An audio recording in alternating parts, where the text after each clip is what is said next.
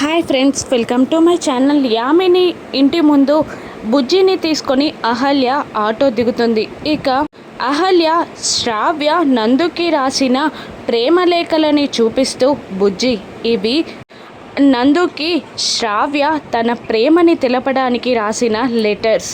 ఇవి నందు చదివితే శ్రావ్య పైన కాస్త ప్రేమైనా కలుగుతుంది, కోపమైనా పోతుంది అని అహల్య బుజ్జికి చెప్తుండగా, మరి నందు బాబాయ్ ఈ లెటర్స్ ఎలా చదవాలి అని అడుగుతూ ఉంటాడు. అప్పుడు అహల్య దీనంగా ముఖం పెట్టుకొని, నువ్వే వెళ్ళి ఇచ్చి రావాలరా అని చెప్తూ ఉంటుంది.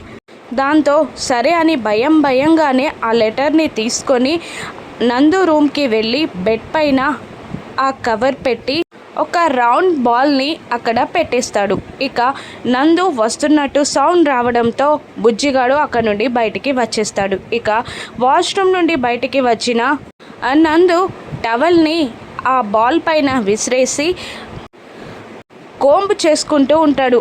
ఆ తర్వాత వెనక్కి తిరిగి టేబుల్కి ఎదురుగా బెడ్ పైన ఉన్న ఆ లెటర్ని చూసి ఓపెన్ చేస్తాడు. ఇక ఆ లెటర్ని చూస్తూ, ఇదంతా శ్రావ్య హ్యాండ్ రైటింగ్ కదా, ఇక్కడికి ఎలా వచ్చింది ఈ లెటర్ అని నందు అనుకుంటూ ఉంటాడు. కింద అహల్య వెయిట్ చేస్తూ ఉంటుంది. ఆ లెటర్ని చదివి శ్రావ్య పైన ప్రేమని నందు అర్థం చేసుకోగలడా?